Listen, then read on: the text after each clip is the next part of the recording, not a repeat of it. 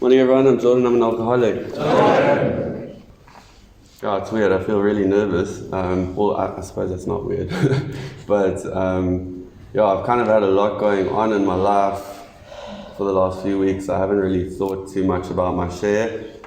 And then I woke up this morning, I was at my grand's house and there was load shedding, so she couldn't make me coffee. And in that moment, my alcoholic true colors came out. I was like, I don't want to share, there's no coffee. Like, I quit smoking on Friday, which was mad, so I'm smoking again.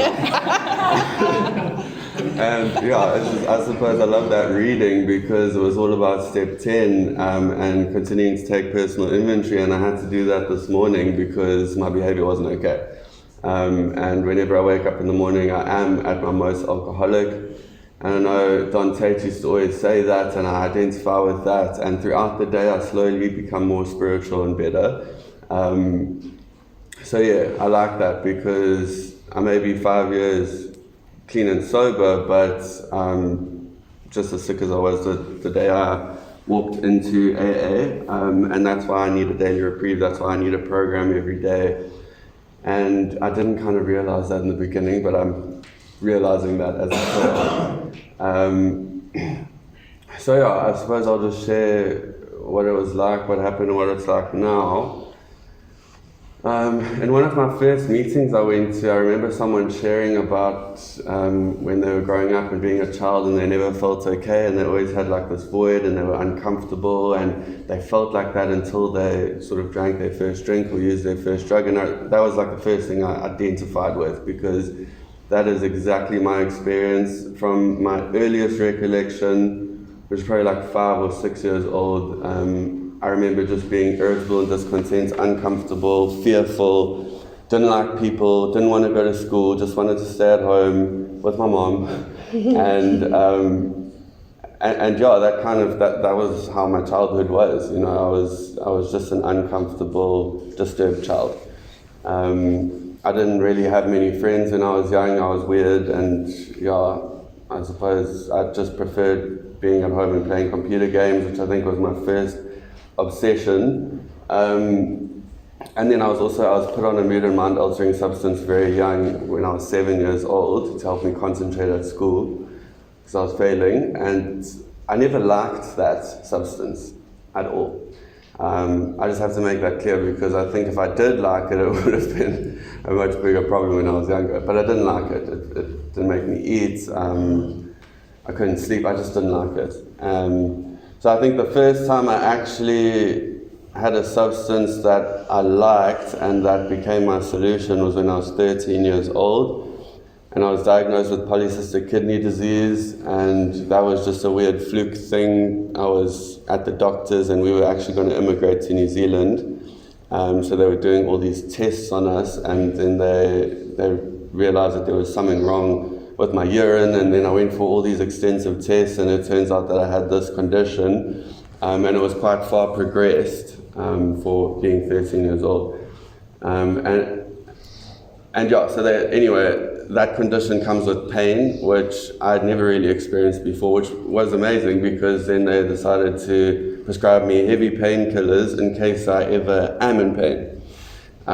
So obviously I never took them because I wasn't in pain, but the first time I was in pain, my mom gave me one, and in that moment, like, all of my insecurities, my fears, everything like went away. I could be in my room for hours and just be amazed at everything. You know, it was just the most incredible experience. And from that moment onwards, I'd learned to be very dishonest to get that substance, and I'd learned how to manipulate my parents and manipulate doctors, and that was my teenage years. Was that was like before I even had a drink.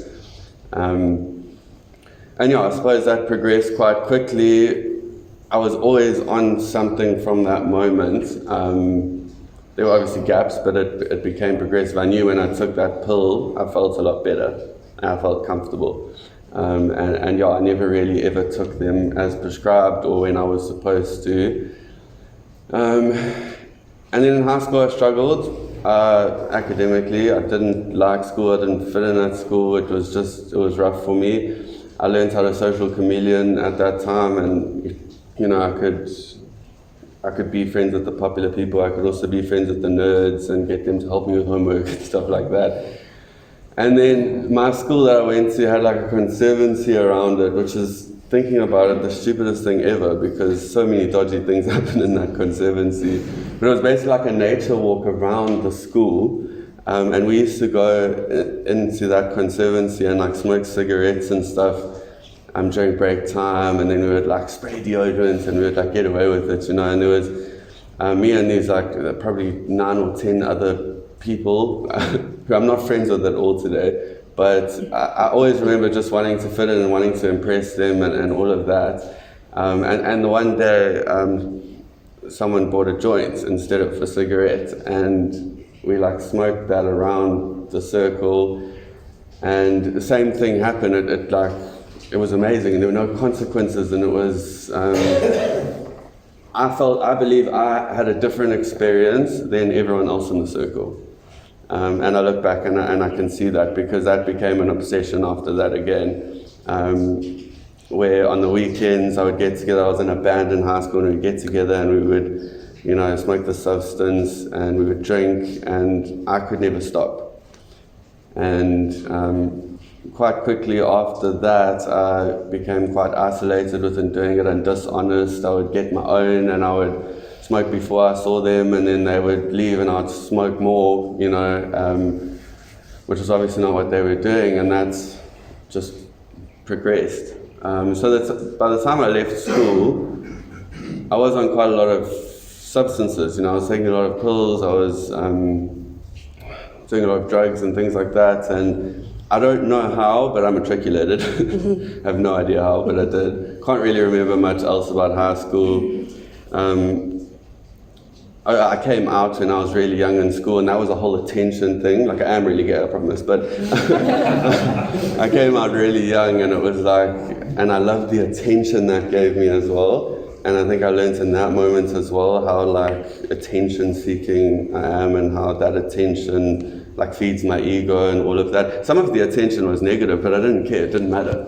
Like, as long as the spotlight was on me, I was okay, you know? That's all that really mattered. So anyway, to just fast forward, because from leaving school up until coming into treatment actually wasn't that long. It was quite a quick period, because I was 18 when I left school, I was 22 when I ended up in treatment, and a lot happened within that time. That was like the majority of my progression and the problem. And I could share all the war stories and all of the shit I did, but at the end of the day, like, I think everyone in this room can relate to, I suppose, the jumping off place, which is where I'll go straight, because I had been arrested, I had failed college, ended up working for my dad, which wasn't working out. I would manipulate and get into hospital and end up on morphine, and like, my life, it was just a joke, you know what I'm saying? And what I didn't realize here that whole time was how much pain and trauma it was causing my family, in particular my mother. Like, I just didn't know, I didn't really care, I didn't connect to it at all. I didn't know what my problem was. I realized quite quickly that I couldn't stop. But other than that, it was just my life. Like, I had this belief that one day I'm going to own this big farm, and I'm going to grow all this weed and maybe even poppy seeds, and I'm just going to like sell drugs, and it'll just be amazing. I'll make everyone in the world happy, because if only everyone uses drugs, then like everything would be fine. We wouldn't have all these problems in society, and that's just how delusional I was. And I had a really good friend who was just in the exact same headspace, and we weren't good for each other. Anyway, she's in recovery today, which is quite amazing. But I'll share a bit about that a bit later. So anyway, I was working for my dad. I had failed music college, which was the only thing I was good at, was playing music, and I just couldn't succeed because I was taking all these drugs. And ended up working for my dad, and thought that that's my destiny, you know, and my ego really liked that, being the boss's son. My dad was very successful. And I would go into work with just such an attitude, and I would treat people like shit, and I would just take advantage of the experience. My dad bought my car, then he bought my other car, and he bought me a flat, and he allowed my flatmate to stay with me, and she wasn't really paying much rent, and yeah, he was just trying to, I think, get me on my feet, but he wasn't around much, so I don't think he actually knew how much I didn't actually deserve any of that. until later on, obviously. So after I had all these consequences, I ended up in a really dark space, and I decided I was going to try and stop using, and I was going to try to get my life together. And it was the first real time I tried that, and I think I lasted about 3 hours, honestly, and just panicked. And I was like, "There's no ways I can do this," and I freaked out, and I phoned my mom. And I was like, "Mom, I've got a drug problem." And my mom was like, "I know." Genuine. And I was like, "I want to go to rehab." And she was like, "Oh, fantastic, that's amazing. Like, yes, you need to go to rehab." And she was like, "Okay, cool. So I'm going to go for 21 days. I've gone on this website, and it was always the House on the Hill." And then she got involved. Right, which thank goodness for that, because then she was on the phone with Stelio, and Stelio was saying, "No, he must come for 3 months, and yes, he can bring his guitar." And so Stel was the first person actually who had an impact on my recovery, which is quite amazing. So anyway, then my mom and I sat down and broke the news to my dad, and he was just like completely oblivious to it all. So it was crazy, and he came down quite hard on me, and yeah, he was angry, and he fired me from my job and took my car away and did all of these things. And I'm like in a mess, and he's like, "Right, you're not leaving the house."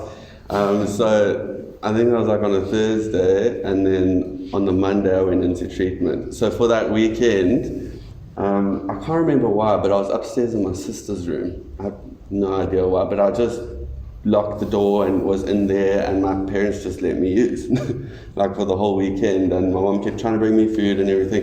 It's quite heartbreaking now, like thinking about it now, but anyway, that's how it was. I don't remember the drive to the House on the Hill at all. I remember my mom telling me when she came to visit a few weeks in that I thought that they were abandoning me in an informal settlement, which I can understand why I thought that. Yeah, anyway. And then I think what's amazing about step one for me is that I had no idea what step one was, but I had definitely taken step one prior to knowing what step one was, because I realized I was powerless over my alcoholism and that my life was completely unmanageable, and I had connected to all of that. I was in constant conflict with everyone in my life. And I was just done. Like whatever that meant, I was just done. I was in pain, and I just wanted it all to stop. And yeah, they came with like a whole lot of suicidal stuff, but it was because that's the hopelessness, right? I'd been to psychiatrists, I'd sat with psychologists, I'd tried everything. I even went to this one psychiatrist who had this new amazing treatment. It wasn't electric shock treatment, but it sounds like it. He had this cone that he would like put on my head, and it would like have this electromagnetic stimulus thing, and it would like pound my head. And I remember my roommate, my flatmate would be with me, and my face would all twitch, and it was all so mad. And the psychiatrist believed that was going to like take all of the unhappiness and make it into happiness. It was all fucking mad. But anyway, I still twitch today, I think, from that treatment. So if you ever see me like glitching out, it's probably from that. So I just thought I'd just share that, because those are the lengths that not only I, but my family went through. Like my mom's whole life became about trying to get me better. So you can imagine me being in treatment now. Like my family went away on holiday, and they were like just so glad I was somewhere safe, and they didn't have to worry about me, which is quite incredible. And yeah, the first part of my treatment, I think like everyone was really difficult. I struggled. I got concerned for being self-pity victim and all of that. And when 3 months came, I hadn't finished my steps yet, and my sponsor suggested another month. And I obviously tried to get out of it, and then my family were like, "No, keep him for as long as possible." So I stayed, and then I think only after being 3 months in treatment did I actually start to shift in some way, you know, because I was kind of complying throughout. I didn't get concerned too much in the beginning. Cass doesn't even remember me, so I complied really well. And yeah, so my journey went, and so I was in treatment for 5.5 months, and my last 2.5 months were actually really difficult. Like I was concerned for exclusive relationships. I ended up on combans with like all of the people who I was close with in treatment. I remember being called the male version of the sickest girl in the house, and there was all of that going on. And yeah, towards the end, I didn't want to leave because I'd been in treatment for 5.5 months, and I hadn't thought about going back home or anything like that. It terrified me. I was comfortable now in treatment, and I think at that moment I was ready to go. So my sponsor suggested Halfway House, which I was kind of keen for the idea the whole way through, but what I was fearful of was losing the job opportunity at my dad's business, because he had come back and was like, I'm so proud of you, you can have your car back, you can have your flat back, you can have your job back, you know, because I'm like clean in treatment now. And that's where I wanted to go, but the insane thing, and I only realized this after the second time doing the steps in recovery, is that I was actually just inadequate. So therefore I didn't think I would be able to go to the Halfway House and get a job and get on with my life. I needed help from my family, and my dad had told me that so many times. And I think he had even told my sponsor that. He had said, because he eventually came up to treatment to fight for me not to go to the Halfway House. So it was all mad. My mom wanted me to go to the Halfway House. And I remember my sponsor saying, well, listen, it's just a suggestion, but the reason I suggest this is so that Jordan can like learn how to do it on his own, because he's in recovery now. Like, you don't know Jordan in recovery, like he'll be able to do it, and he needs a self-worth of figuring it out himself. And my dad's like, no, you can't do that, like you don't understand, blah blah blah. So anyway, I followed the suggestion. I went down to the Halfway House, and so began like the best year of my life, literally, because I was in the Halfway House for a year, and it was incredible. I was surrounded by recovery all the time. I got a job at Enzo's. I was a waiter.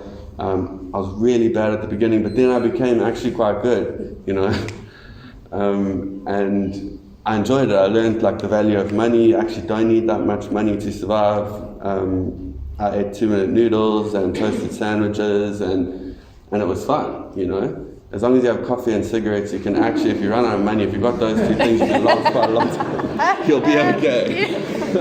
You know what I'm saying? So anyway, I spent some time in Baisley with Dom, which was amazing. I learned how to almost catch a crayfish. There were all of these new experiences I was learning in recovery that I had never learned before. I met Laura, which was just like a whirlwind of like, wow, how's this person? Amazing. Sorry.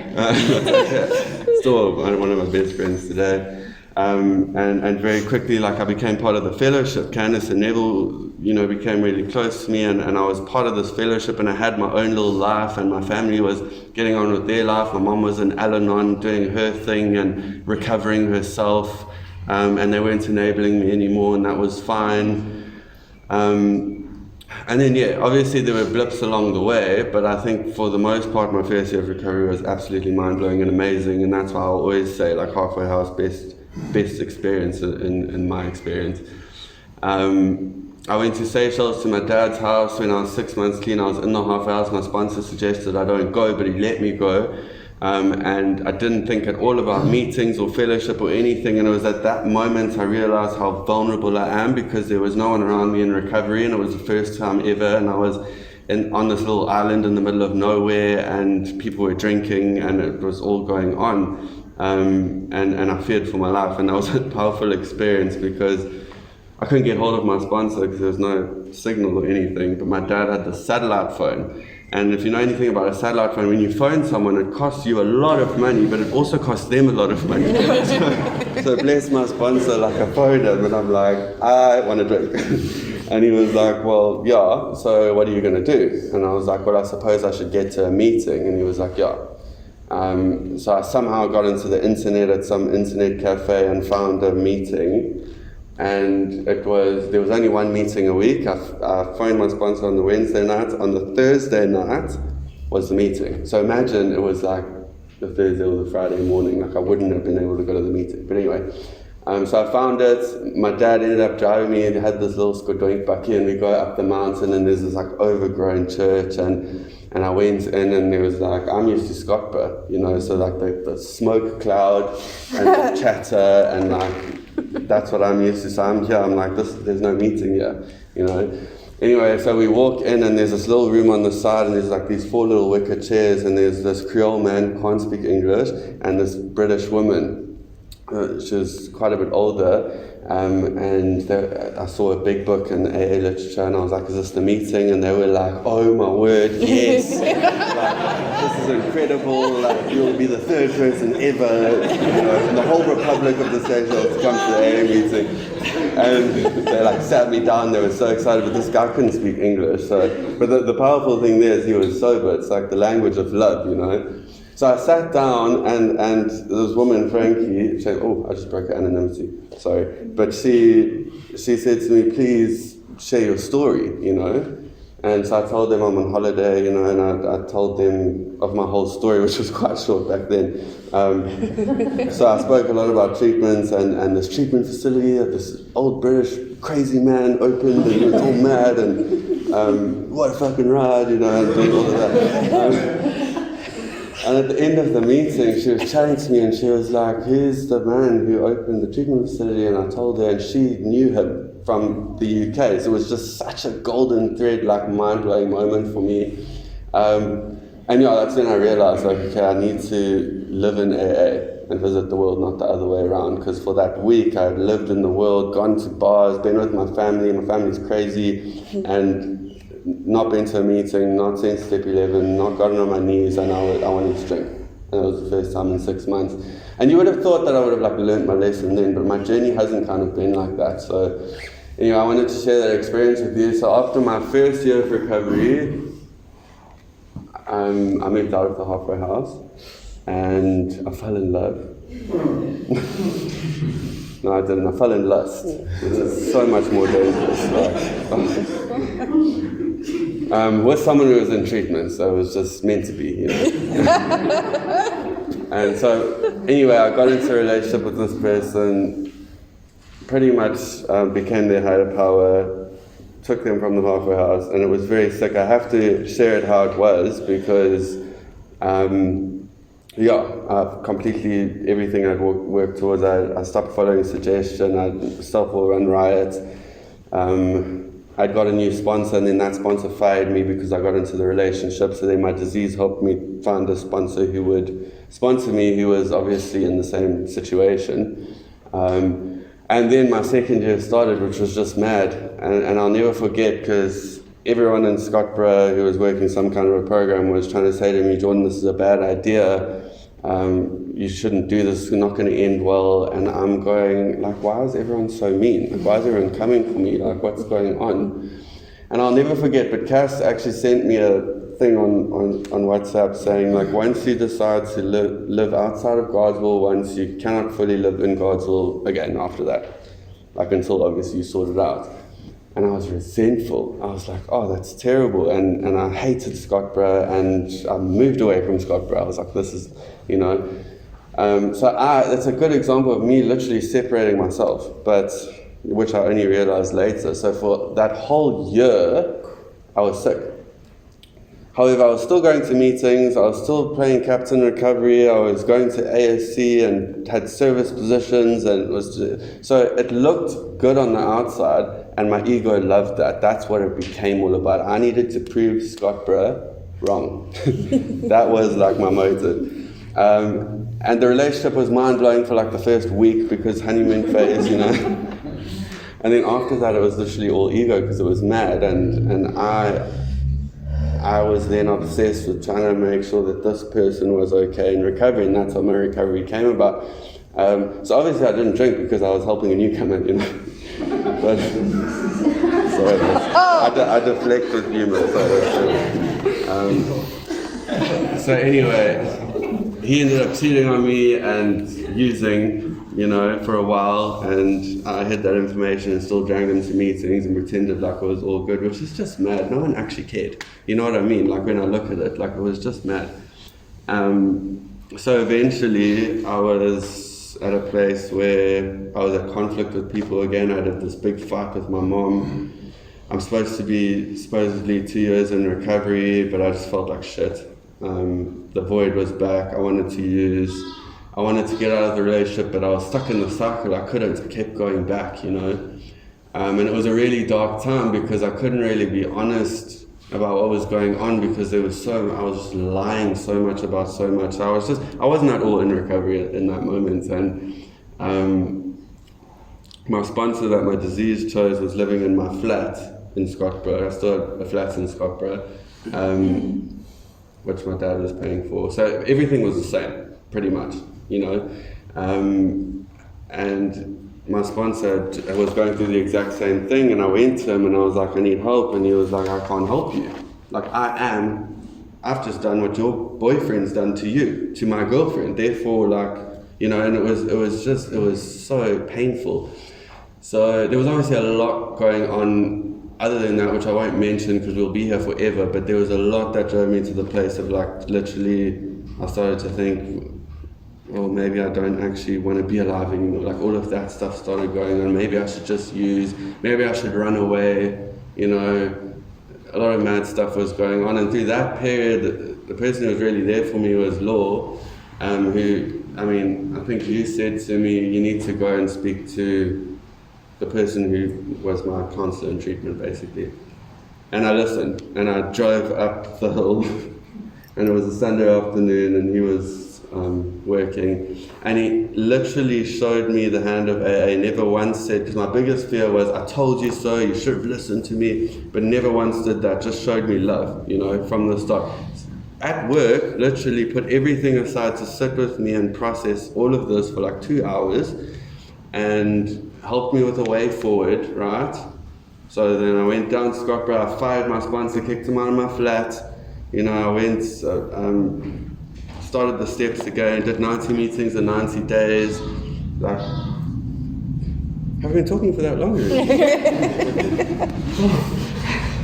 Did all of that, and it was painful, but before I knew it, I was in the boat again. And this time, I was properly in the boat. I was being honest about everything. I can sit here and honestly say that. And I was doing everything that was suggested because I was just so fearful. And things after that really started picking up for me. I started making proper amends again. I hadn't done a sit-down amends with my dad yet because I wasn't self-supporting yet, and it was a bit of a mess. But I started doing my proper sit-down amends. I started doing things properly in recovery, which I'd never actually done. I was to a degree fraudulent in my first 2 years of recovery.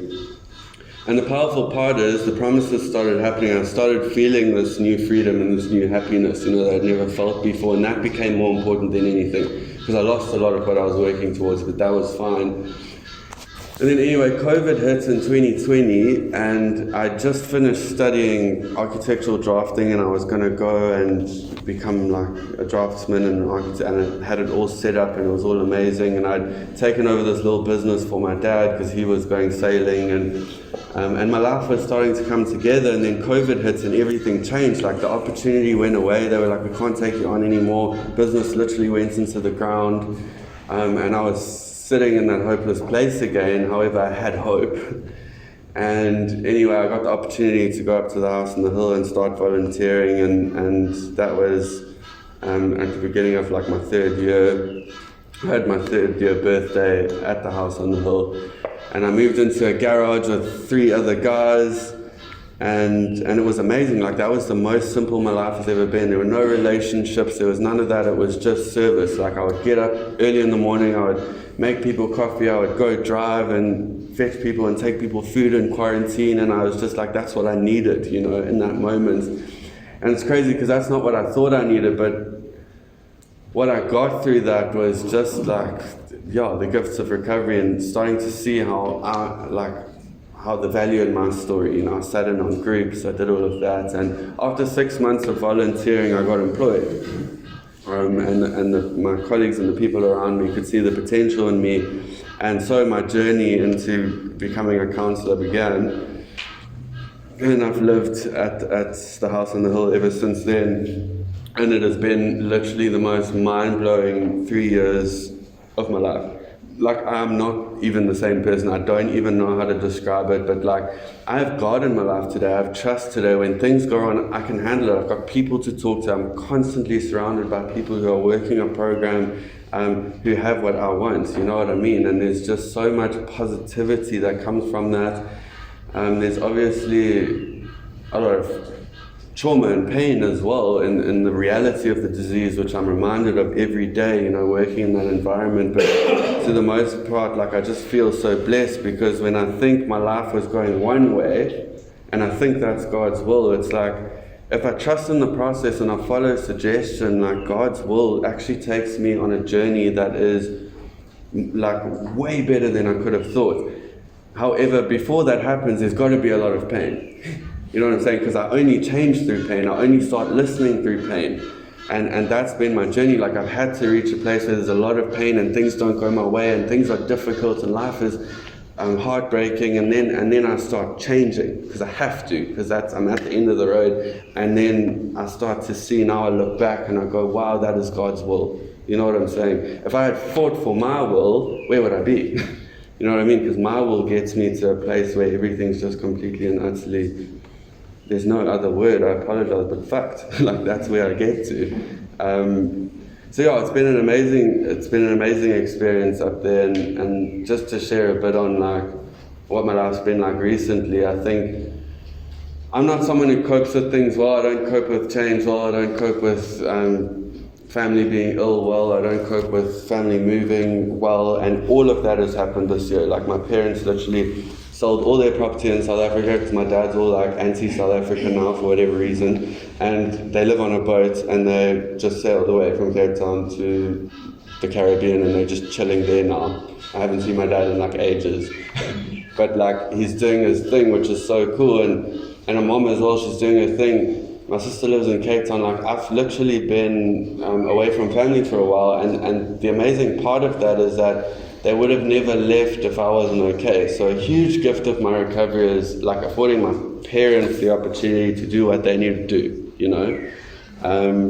and through the whole experience, like, yeah, it's just been amazing to see like my mom's growth as well. Like, both of my parents have actually blown me away this year, because they've come to the conclusion that the 12 steps gave me, which is like, keep life simple, get rid of all the material shit, and just do your thing, and that's exactly what they're doing, and it kind of inspires me in a way. And yeah, I don't know, it's just incredible. I wanted to share that. And yeah, I've been given this opportunity now. I'm moving to Cape Town on Thursday, which is like crazy. I can't even believe I'm doing that. I'm very sad, because this is my home, these are my people. And I'm going there, and even though I've got people there, and I know I'm going to be okay, like, it feels like the next chapter starting. I'm closing this chapter, and I don't want to. I want this chapter to go on forever, but I also want to move to Cape Town. So it's like, it's very bittersweet. It's been very difficult to, I suppose, come to terms with all of that, but I know I need to do that. My family's there.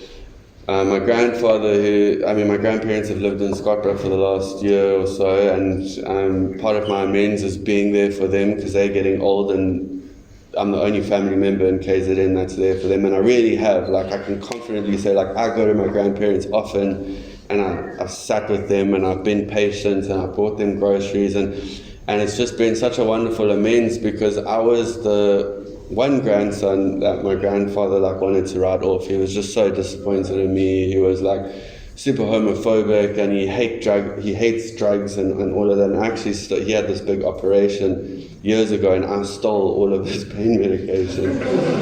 And yeah, so there was amends to be made there, like super amends. And my grandfather and I are like super close. Like, he's said to me quite a few times, like, I can always count on you, and I can trust you, and you're the grandson, and you're here. And that was like, it's been a really emotional thing as well for my gran, because they weren't very happy with me before I went into treatment, and I didn't really give them much time in early recovery.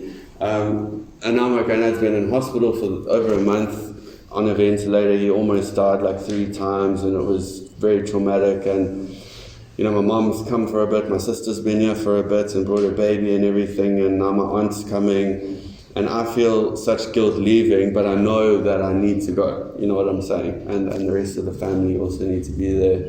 And he's going to be okay. He came off the ventilator. I visited him yesterday. It's the first conversation we've had in a month, and that was just really special, because that's the last time I'm going to see him until I suppose I come and visit. And he's pulled through, which has been amazing. And I've also been able to be a massive part of my sister's life in recovery. You know, she was always super perfect, and she struggled the last few years. She struggled to fall pregnant, which was very hard for her. And she's gone through a lot of stuff, like her mental health hasn't been that great. And I'm the first person she phones, you know, and she didn't talk to me for like months before I came into treatment and when I came into treatment. And she's had a baby, my little niece Harper, the cutest baby ever. I'm not even biased, I promise, she is the cutest baby ever. And my sister trusts me with that baby, which is just amazing. And when I moved to Cape Town for the first few months, I'm staying in the granny cottage at my sister's house,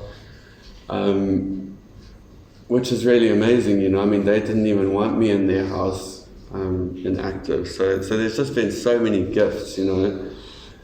And I just want to end off my share, because I think I'm running out of time. I just want to end off my share on like just how crucial and powerful the fellowship has been in my life, and especially this fellowship. And I've experienced other fellowships, you know, so I know that every fellowship is healthy in its own way. I spent a couple of years about a year in Hillcrest, and that fellowship I became very close with. But nothing compares to like the family dynamic of this fellowship for me. And I've always like ended up back here when I've not been okay. And I've found like, when I say family, it's because when my blood family aren't here, like, you guys are my family. Like, I've never been alone unless I've chosen to be, you know. And I'm just really grateful for everyone in my life. And it's like, I always know, no matter where I go, what I do, I'll always pop in to Scottburgh and visit, because this will always be like my recovery home and where it all started. And it holds like a really special place in my heart. And I think the reason I'm sitting here today is also just testament to just the unconditional love no matter what, but also the brutal honesty of people. Like never letting me get away with shit, and that's been like really important for me. And yeah, I'm sad. You know, I'm sad to be leaving because I just love you all so much, and this has been home. I mean, Candace's house has literally been like my house, my family home. Laura's house has been like my weekend away home. Like when I need to, you know, light a fire and just be crazy. I love you though. And yeah, and just to make mention of a special mention of Cass, because I think, yeah, I've been through a lot this year, and I've spent a lot of my time in the House of the Hill, so I don't actually get to go to my home or my weekend home that often. But regardless of what I'm going through, like, you've also loved me through that, and you've pushed me and allowed me to grow so much. Through pain and also just through like believing in me, and that's just been really incredible. And I had to mention that today, because I wouldn't be where I am today if it wasn't for you guys. And yeah, to the newcomer, because you are the most important person here, like, the journey is fucking rough. It has to be, it's part of it. So when you're having a hard day and it's bad, like, you're growing, like, literally, I promise you, and you will get through it. And when you feel hopeless and helpless, like there's no end, like there is an end, you know what I'm saying? And sometimes I look back at the most painful moments now and I go, thank God, thank goodness for that, you know, because that led me to where I am today, and I don't have any regrets whatsoever in my whole journey. Like, every single thing has happened the exact way it's meant to happen, and that is God, you know what I'm saying? So yeah, thank you so much for letting me share.